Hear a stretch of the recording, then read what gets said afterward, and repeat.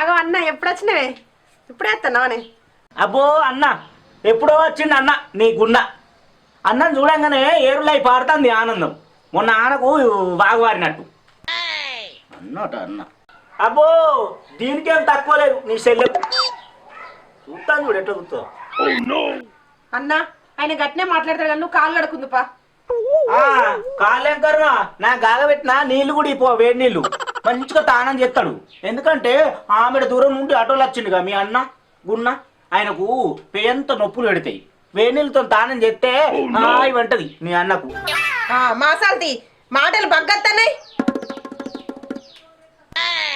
ఏది అడిగినా తప్పే ఏమన్నా తప్పే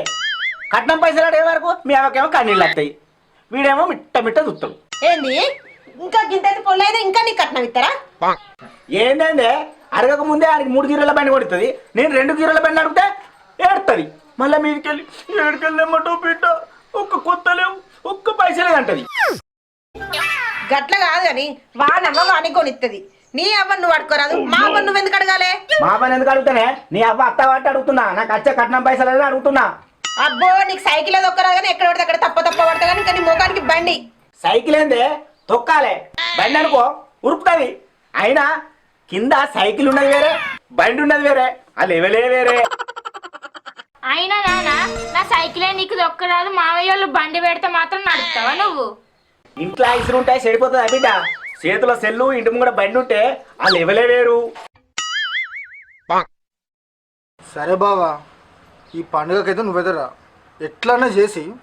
ఫైనాన్స్లో బండి తీసుకోనికి ఇస్తా అబ్బో పిల్లగాడు వీని 3 గిర్రెల బండికే నెల ఫైనాన్స్ వెళ్ళక తప్తాడు ఇక నా 2 గిర్రెల బుల్లెట్ బండికి ఫైనాన్స్ పెట్టి తెస్తే ఆ ఫైనాన్స్ కట్టక మంది ముంగట గుంజుకపోతే నా మగన ఇజ్జత్ తీస్తాను ఎందుకు డాడీ మామయ్యని ఎప్పుడు ఏదో ఒకటి అంటావు నీకు తెలియదు బిడ్డ నువ్వుకో కట్నం పైసలు ఇవ్వలేదని ఇది వరకు వాళ్ళ ఇంట్లో కాలే పెట్టలే అంత ఖచ్చితం మనిషిని నేను ఇదే ఖచ్చితం రేపు నీ అల్లుడు వచ్చి అడిగితే ఎట్లనో నాకు పెట్టేది పెట్టుమను ఆయన పెట్టేది పెడతా ఏంటి బావా బండిరా ఆయన ముచ్చట అడవదు కానీ దాని నా కాళ్ళు అడుకుందు దాచెల్లె